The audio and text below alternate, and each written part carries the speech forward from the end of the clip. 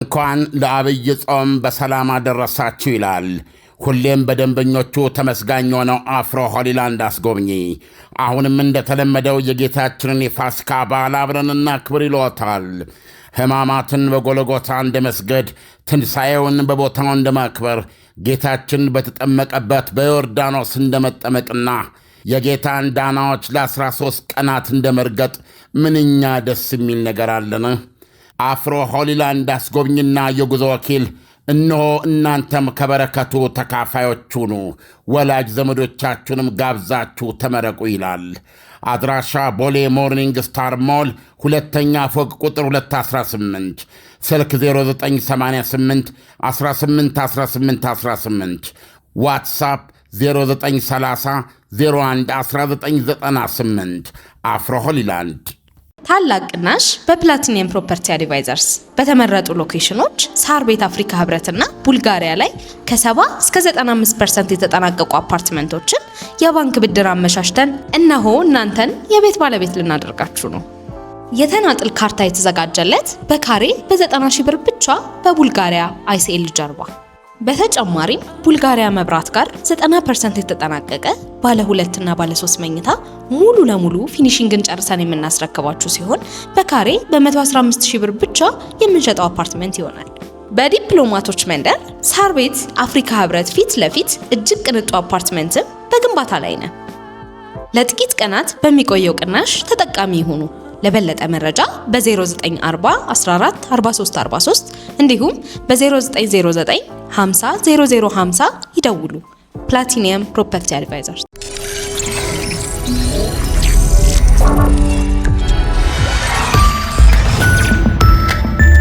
ይህ አዋዜ ሰበር ነው። አድማጮች ለድምፄ ጥራት ይቅርታ እጠይቃለሁ።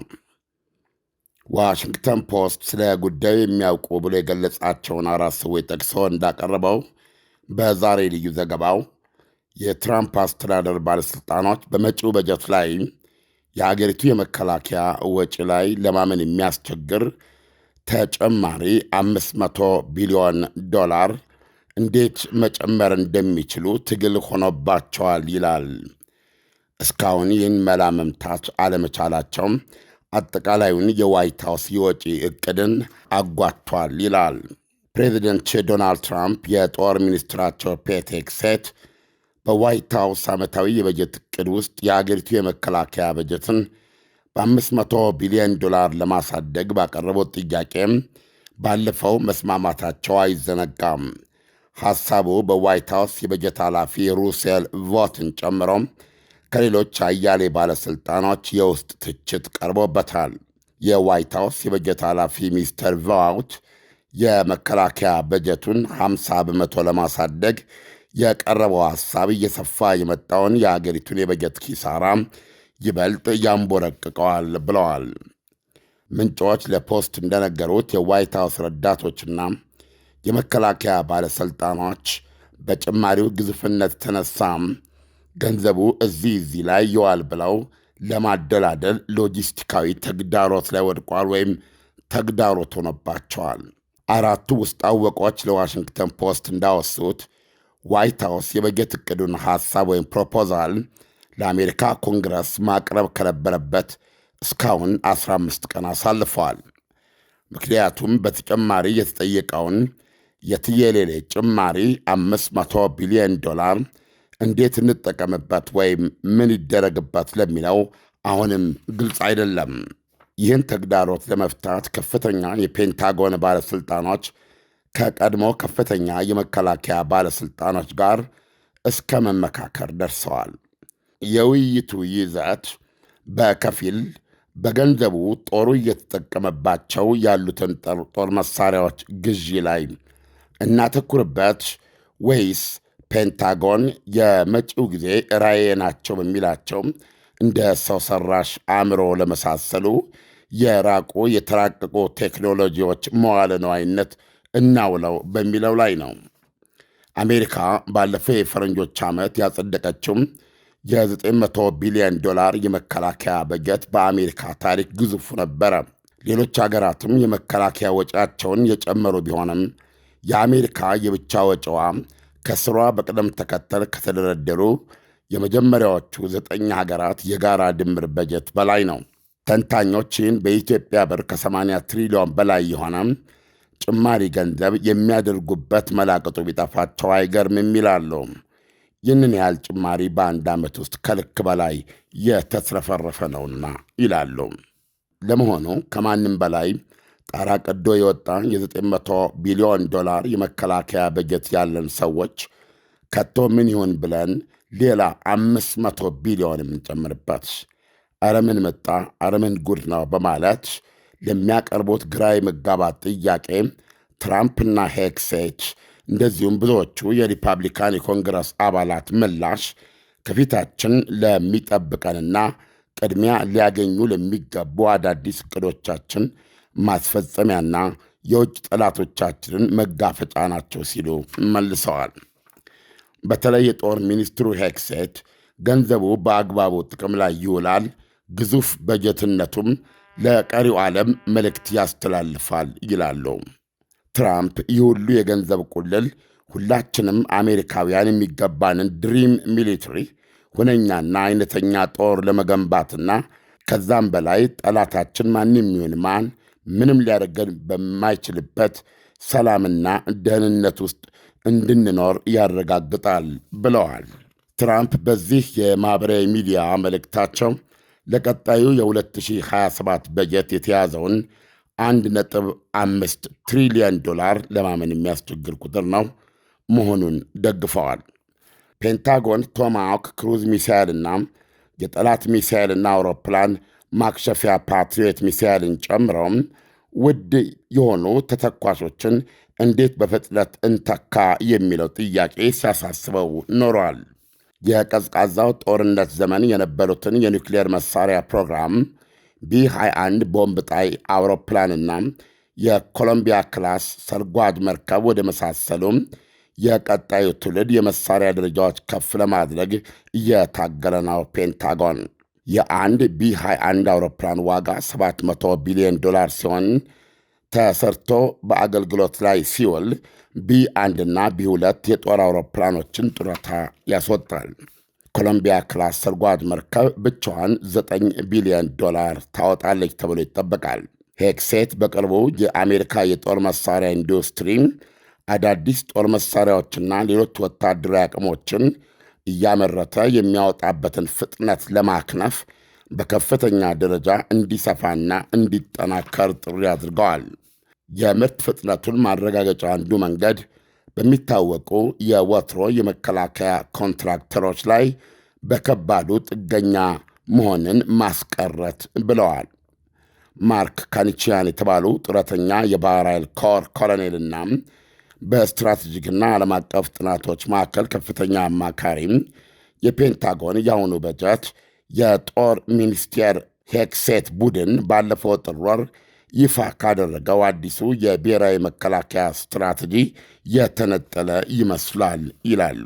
የብሔራዊ ደህንነት ስትራቴጂ ፔንታጎን የመከላከያ ትኩረቱን በመጀመሪያና በዋነኛነት ለምዕራባዊ ንፍቀ ክበብ ብቻ እንዲያውል ይጠይቃል። ለአውሮፓ፣ ለአሜሪካና ለመካከለኛው ምስራቅ የነበረውን አጽንዖት በእጅጉ ያዳክማል። ካንቺያን እንደሚሉት ፔንታጎን ይህን ያህል ቁልል ገንዘብ በጅቶም በእነዚህ ቦታዎች ማለትም በአውሮፓ፣ በአፍሪካና በመካከለኛው ምስራቅ ያለውን ትኩረት ያነሳል ወይም ይቀንሳል ማለት ጸጉር የሚያሳክክ ነው። የ50 በመቶ በጀት ጭማሪ ካገኘህ እንደዚህ ማድረግ የለብህም።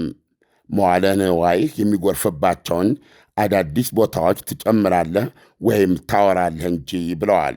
የአሜሪካ መንግሥት ባለፈው ዓመት ከግብር የሰበሰበው ገንዘብና ወጪው መካከል የ1.8 ትሪሊዮን የበጀት ኪሳራ ነበረ።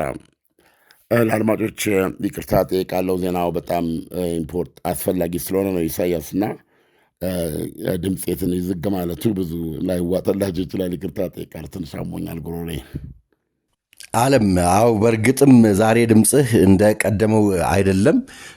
ዓለም ዶናልድ ትራምፕ አሁን ይሄንን ተጨማሪ በጀት ሲጠይቁ ምን ማለት ነው? የአሜሪካ ሕዝብ አሁን ያለበት ኢኮኖሚያዊ ጫና አለ።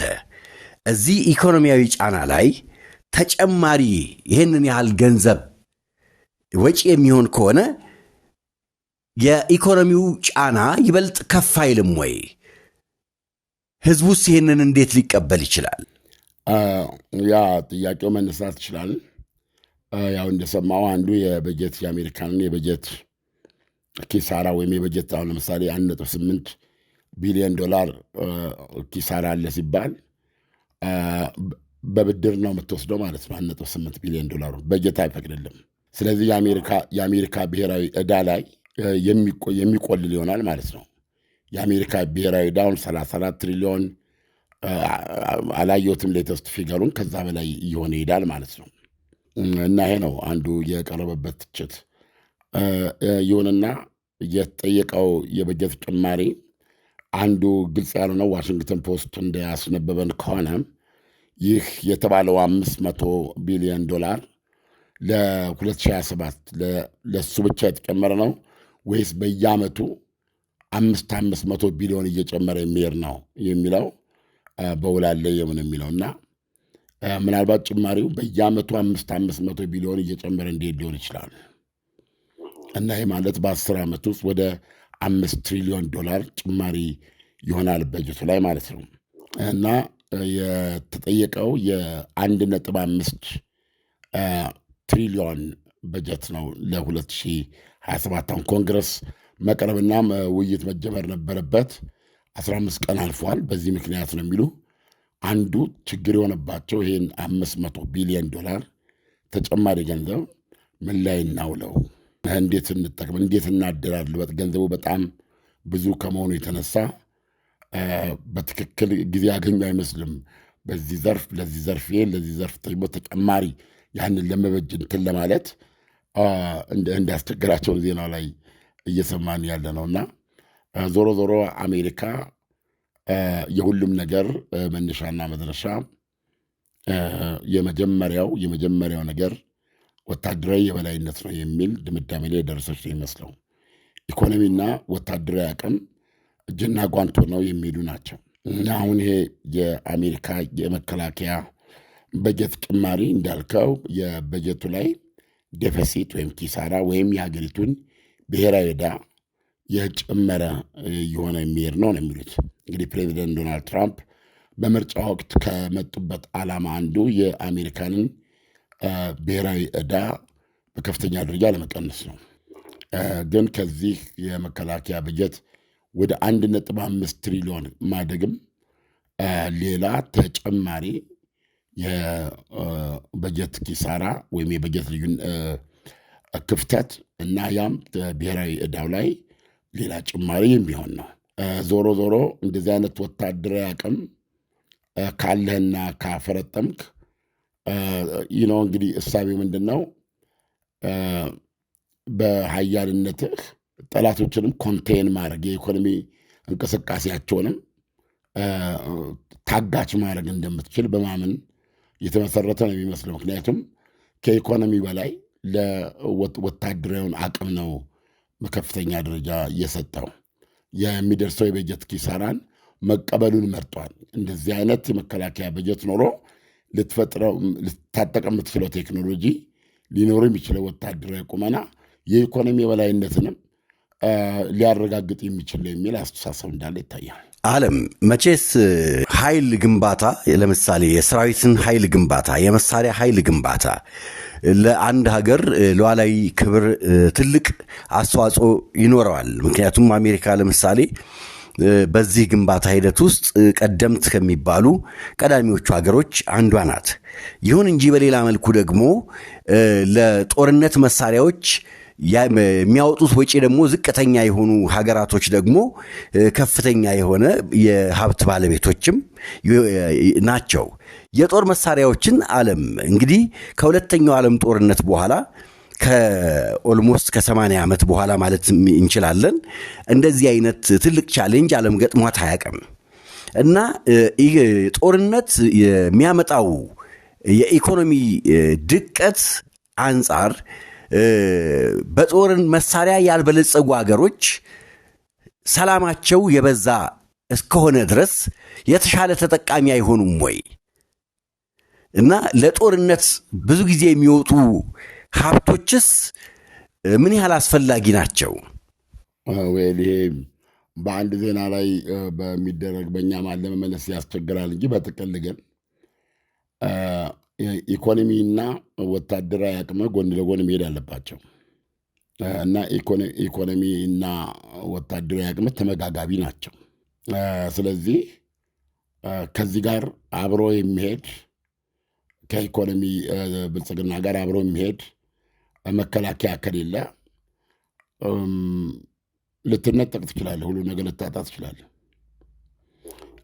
ማሳያ ልናቀርብ እንችላለን። ለምሳሌ አውሮፓ በጣም የሰለጠነ ነው በኢኮኖሚ። የአውሮፓ ኢኮኖሚ ግዙፍ ነው በድምር። ጀርመን ለምሳሌ የአውሮፓ አውራ ናት። በዓለም ኢኮኖሚ ተርታ ላይ ብትመለከታቸው እነ ጃፓን፣ እነ ፈረንሳይ፣ እነ እንግሊዝ የያዙትን ቦታ ብትሄድ አውሮፓ ህብረት ውስጥ ያለን ሀብት አስብ። ነገር ግን ያላቸው ወታደራዊ ቁመና ራሽያ የከፋ ጦርነት ከመጣ ድራሻቸውን ልታጠፋቸው የምትችላቸው ናቸው። አይደለም እንደ የዶናልድ ትራምፕ ያሉት። ዶናልድ ትራምፕ እኮ የነገሯቸው እናንተን አውሮፓን ራሽያና ቻይና እኮ ከመጤፍ አይቆጥሯችሁም ነው ያሉት። ያለ አሜሪካ እናንተ ምንም ናችሁን ያሉት። ሰው አሁን እዚህ ጋር የምናወራው የኢኮኖሚ አቅማቸውን ከሆነ የምንጠይቀው እነዚህ የዓለማችን ቁጥር አንድ ኢኮኖሚዎች ናቸው። 7ቱ የዓለማችን የበለጸጉት ሀገሮች እኮ 5ቱ አውሮፓውያን ናቸው። አሜሪካና ካናዳ፣ ጃፓን፣ ይቅርታ፣ ሌሎቹ 4ቶቹ አውሮፓ ናቸው። ስለዚህ አሁን የኢኮኖሚ አቅምህ ከወታደራዊ ቁመና ጋር አብሮ መሄድ አለበት። አውሮፓውያኖች እኮ በአሁኑ ሰዓት እያሉ ያሉት በተለይ ራሽያና አሜሪካ በሚነጋገሩበት ጊዜ ለአንደኛው የዓለም ጦርነት ምክንያት የሆነውና ከዛም በኋላ እስከ ሁለተኛ ዓለም ጦርነት የቆየው የሀያላን ፓወር የግሬት ፓወርስ ፉክክር ዘመን ነው እኮ ነው የሚሉት። ግሬት ፓወርስ ማለት ሀያል የሆኑ ሀገሮች አቅማቸው በሚፈቅደው መንገድ ዓለምን የተመኑበት ማለት ነው። ወደ የኦቶማን ቱርኮች መካከለኛው ምስራቅ የነሱ ነበር። የኤምፓየር የነሱ ነው። ዕዳ ሲበዛባቸው ያችን እዛ ጋለች ድንበር ከፍለው እሷን መሬቱ ስለት ብሎ እኮ ነው የሚሰጡት። ፈረንሳይ ፓወር ነች፣ እንግሊዝ ፓወር ነች። በኋላ ላይ እንግሊዝና ፈረንሳይ ናቸው የቱርክን ፓወር ቱርክን አሸንፈው መካከለኛው ምስራቅ እየተቃረጡት ማለት ነው። ስለዚህ ያን ጊዜ የግሬት ፓወርስ የሚባሉ ናቸው እንትን ወይም ደግሞ ዘ ሎው ኦፍ ዘ ጃንግል ልትለው ትችላለህ። ያኔ በቃ አቅም ያላቸው ሀገሮች የሚያደርጉትን ያደርጋሉ። ይወረዋል፣ ይይዘዋል፣ ይቆጣጠረዋል። ስለዚህ አሁን አውሮፓውያኖች እያሉ ያሉት ምንድን ነው? የግሬት ፓወርስ ጊዜ ተመልሶ መጣ ነው ያሉት። አሜሪካ ስትወጣ ኦሎፌስ አይደል ደነገጡ ማለት ነው። ከዚህ በፊት በአሜሪካ ላይ ብዙ መመካና። ስለዚህ ዶናልድ ትራምፕ ያሏቸው ትክክል። በፊት በአውሮፓ በኔቶ ውስጥ ያለውን 2% የበጀት ድርሻ እስከ 2% ነው የሚለው። ራሱ 2% አይልም። 2% የሞላ የአውሮፓ ሀገር ነበር የመከላከያ ከጂዲፒያቸው ማለት ነው ከዓመታዊ አጠቃላይ ምርታቸው በተናጥል አንዳንዱ ሀገሮች ቢያንስ እስከ 2% መሄድ አለብን የሚል ስምምነት ነበረባቸው። የእስከ ዩክሬን ጦርነት እዚህ የደረሰ አገር ብዙ አልነበረም። የፖላንድ ከጦርነቱ በኋላ ከጦርነቱ መጀመር በፊት እርግጠኛ አይደለም እንጂ ፖላንድ ነች አሁን ከ2% በላይ ወይም እሱን ሞልታ የተገኘችው። ከዛ በኋላ ነው ትራምፕ 5% አድርጉት የጂዲፒያቸውን ባሉበት መሰረት ደግሞ አሁን ይህንን እቅድ አንዳንዶቹ በ10 ዓመት ውስጥ በምናምን ስቲል አውሮፓ አልነቃም ልል ይችላሉ። ስለዚህ ኢኮኖሚያዊ እድገት ቢኖርም ያ ኢኮኖሚ እድገት ከመከላከያ አቅም ጋር ከሚሊተሪ ጋር አብሮ መሄድ አለበት። አለበለዛ የሚሊተሪ ፓወር ያለው ሊወስደው ይችላል ነው። ኦኬ ሎጂኩ ምንድን ነው? ከፍተኛ ሚሊተሪ ፓወር ለማግኘት ኢኮኖሚ ከፍተኛ መሆን አለበት።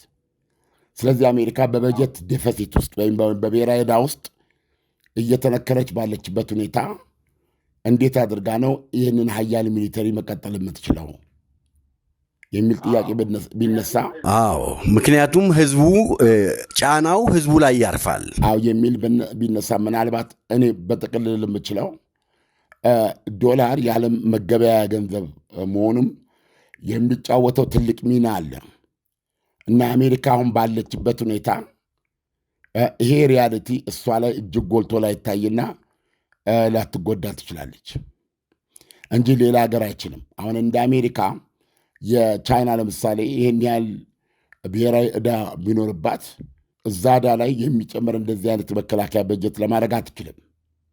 አይመጋገብም፣ አይሄድላትም።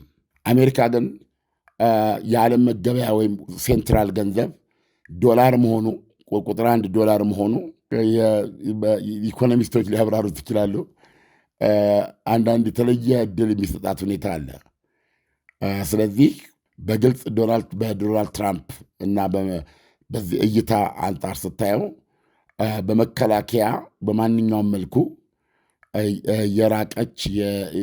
የላቀች አስፈሪ አሜሪካ መኖሯ በተለይ ስትራቴጂክ ስጋቷ አንደኛ ይህን ምዕራባዊ ንፍቀ ክበብ መቆጣጠር ነው። ሁለተኛ ይሄ ኢንዶ ፓሲፊክ በምንለው ቻይናን መጠርቀቅ ነው እና ከዚህ አንጻር ይሄ ነው መንገድ የሚል ብላ እንዳመ ወታደራዊ አሜሪካ ነች።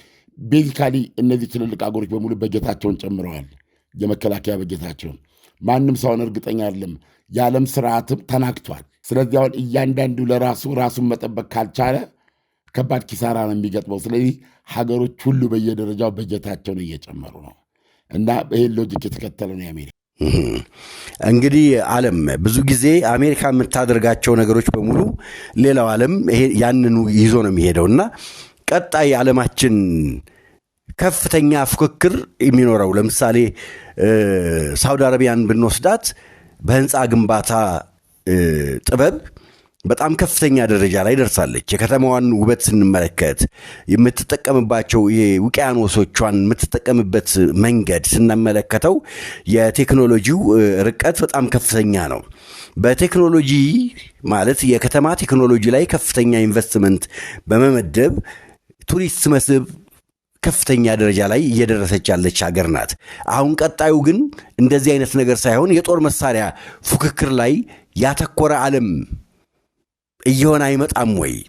ጦርነቱ ከጊዜ ወደ ጊዜ እየተባባሰ እስከታችስ እኛ ጋር እስካለ ነው የአፍሪካ ውስጥም ያውለ ነገሩ አፍሪካ ብዙ ጊዜ ከጦርነት አትወጣም። ጫናው ግን እየባሰብን አይመጣም ወይ? አሁን ቅድም ያልኩት ነው። በአጠቃላይ በአሁኑ ሰዓት የዓለም ስርዓት ጥያቄ ውስጥ ገብቷል። እስካሁን የነበረው ማለት ነው የተባበሩት መንግስታት አሻንጉሊት ነው። ስለዚህ አሁን እንደምትመለከተው አንዱ ሀገር ራሱን የሚጠብቅበት መንገድ ከሌለ ብዙ አቅም አለን የሚሉ ሀገሮች የልባችንን ማድረስ የምንችልበት ጊዜ ነው የሚሉበት ሁኔታ ነው። ስለዚህ አጠቃላይ ራስን ጠብቆ መገኘት ወይም ደግሞ መከላከያ ትልቅ ትኩረት የሚሰጠው ነው። በዚህ አመጣጥ ያለ ነው ዶናልድ ትራምፕ ቤዚካሊ የዶናልድ ትራምፕ ወደ ስልጣን መምጣትና ያው አሁን በምታውቀው መንገድ ላለፉት 1 ዓመታት የተንቀሳቀሱበት ሁኔታ አሁን አውሮፓ ውስጥ ለውስጥ ያለው ትችት ልነግርህ አልችልም። አሁንም አውሮፓ ብዙ ነገር እያደረገ አውሮፓ አንለቃችም የሚሉ አሉ። አውሮፓ በፍጥነት የዚህ የመከላከያ ኢንዱስትሪዋን ማስፋፋት ማሳደግና ማፋፋም ካልቻለች አደጋ ይጠብቃታል ነው የሚባለው። ስለዚህ ሁሉም እዛ ሩጫ ውስጥ ነው ያለው። አፍሪካም ከዚህ የተለየች አይደለችም። እንደዛ ነው የምታደርገው። ምናልባት ተጨማሪው ነገር የአሜሪካ የብሔራዊ ደህንነት ስትራቴጂ ዌስተርን ሄሚስፌር በምትለው ላይ ያተኮረ እንደሚሆንና ይሄን ኢንዶ ፓሲፊክ ብያለሁ። ነገር ግን ይህን ያህል በጀት ተጨማሪ ነው ያለው። የመከላከያ በጀቱ ባለፈው ከ900 ቢሊዮን ዶላር 1.5 ቢሊዮን ዶላር ሲሆን ይህን ያህል ብር ይዘህ ጀስት ዌስተርን ሄሚስፌር የሚባለው ወደ 40 ከምናምን የሚሆኑ እነዚህ በአጠቃላይ ሰሜን አሜሪካ፣ ላቲን አሜሪካ፣ ካሪቢያን እና እነዚህ 4 ዞር አሜሪካዎች እነሱ ላይ ብቻ ሁሉንም ትኩረትን እዛ ጋር አድርገህ አውሮፓንና አፍሪካን እንደዚሁም መካከለኛው ምስራቅ ላይ በትኩረት እጅግ ወይም ወታደራዊ መገኘት፣ ወታደራዊ አቅም፣ ወታደራዊ ተጽዕኖ እጅግ የተዳከመ እንዲሆን ወይም ብዙም ማያተኩር እንዲሆን ልታደርግ አትችልም ነው። ይህን ያህል ገንዘብ ካለህ 50% በጀትን በዚህ ደረጃ የምትጨምር ከሆነ እነዚህ ቦታዎችም ላይ መጠናከር አለብህ የሚል ነው የቀድሞ ትንተና ሰምተው ከሆነ። ምክንያቱም ስለዚህ የዚህ የተጠየቀው የአሜሪካ በጀትና የብሔራዊ ስትራቴጂ አንድ አይደሉም ሲል ምን ለማለት ነው? ስትራቴጂ ዌስተርን ሄሚስፌር ላይ እናተኩራለን ቢልም ይሄን ያህል ብር ይዘው ዌስተርን ሄሚስፌር ላይ ብቻ ማተኮር አትችልም። ስለዚህ አሜሪካ እንደ በፊቱ ትልቁን ኤምፋሳይዝ ዌስተርን ሄሚስፌር ላይ ብታደርግም በአውሮፓ በአፍሪካም በመካከለኛው ምስራቅ ውስጥም ጠንካራ ሚሊተሪ ፓወር ሆና እንድትቆይ ኢንቨስት ማድረግ የሚያስችል ሀብት ገንዘብ ነው የፈቀዳችሁት የሚሏቸው። በጣም የሚገርም የገንዘብ እንትን ነው ያደረጋችሁት የሚል ነውና በዚህ ይታያል። አይሆፕ በዚሁ እናጠቃልላለን። ኢሳያስ ነገ ተሽሎኝ በበለጠ እንገናኛለን። እሺ ዓለም፣ ለትንታኔው ከወዲሁ አመሰግናለሁ። መልካም አዳር ይሁንልህ። ጤንነትህን ከልብ እመኛለሁ። ታላቅ ቅናሽ በፕላቲኒየም ፕሮፐርቲ አድቫይዘርስ በተመረጡ ሎኬሽኖች ሳር ቤት አፍሪካ ህብረትና ቡልጋሪያ ላይ ከ70 እስከ 95% የተጠናቀቁ አፓርትመንቶችን የባንክ ብድር አመሻሽተን እነሆ እናንተን የቤት ባለቤት ልናደርጋችሁ ነው። የተናጥል ካርታ የተዘጋጀለት በካሬ በ90 ሺህ ብር ብቻ በቡልጋሪያ አይሲኤል ጀርባ። በተጨማሪም ቡልጋሪያ መብራት ጋር 90% የተጠናቀቀ ባለ 2 እና ባለ 3 መኝታ ሙሉ ለሙሉ ፊኒሺንግን ጨርሰን የምናስረክባችሁ ሲሆን በካሬ በ115 ሺህ ብር ብቻ የምንሸጠው አፓርትመንት ይሆናል። በዲፕሎማቶች መንደር ሳር ቤት አፍሪካ ህብረት ፊት ለፊት እጅግ ቅንጡ አፓርትመንትም በግንባታ ላይ ነው። ለጥቂት ቀናት በሚቆየው ቅናሽ ተጠቃሚ ይሁኑ። ለበለጠ መረጃ በ0940 14 43 43 እንዲሁም በ0909 50 0050 ይደውሉ። ፕላቲኒየም ፕሮፐርቲ አድቫይዘርስ። እንኳን ለአብይ ጾም በሰላም አደረሳችሁ ይላል ሁሌም በደንበኞቹ ተመስጋኝ የሆነው አፍሮ ሆሊላንድ አስጎብኚ። አሁንም እንደተለመደው የጌታችንን የፋሲካ በዓል አብረን እናክብር ይሎታል። ሕማማትን በጎልጎታ እንደ መስገድ፣ ትንሣኤውን በቦታው እንደ ማክበር፣ ጌታችን በተጠመቀበት በዮርዳኖስ እንደ መጠመቅና የጌታን ዳናዎች ለ13 ቀናት እንደ መርገጥ ምንኛ ደስ የሚል ነገር አለን። አፍሮ ሆሊላንድ አስጎብኝና የጉዞ ወኪል እነሆ እናንተም ከበረከቱ ተካፋዮች ሁኑ፣ ወላጅ ዘመዶቻችሁንም ጋብዛችሁ ተመረቁ ይላል። አድራሻ ቦሌ ሞርኒንግ ስታር ሞል ሁለተኛ ፎቅ ቁጥር 218፣ ስልክ 0988 18 18 18፣ ዋትሳፕ 0930 01 1998። አፍሮ ሆሊላንድ ምርትና አገልግሎቷን በአዋዜ ላይ ያስተዋውቁ። ለጥራች እንታመናለን። በስልክ ቁጥሮቻችን ይደውሉልን። አዋዜ ዓለምነህ ዋሴ ዜና